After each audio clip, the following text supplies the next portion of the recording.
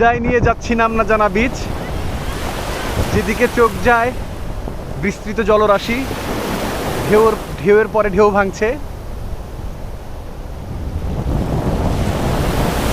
অনেক জায়গার নামই জানি, কেন জানি তোমার নামটা আমার জানা নেই। এইদিকে পাহাড় আর ঝাউবন, নীল আকাশের মাঝে মাথা উঁচু করে দাঁড়িয়ে আছে। এদিকে যেদিকে চোখ যাচ্ছে বিস্তৃত জলরাশি, আর এই নাম না জানা বীচ তার পথ ধরে চলেই যাচ্ছে ঠিক অজানায়।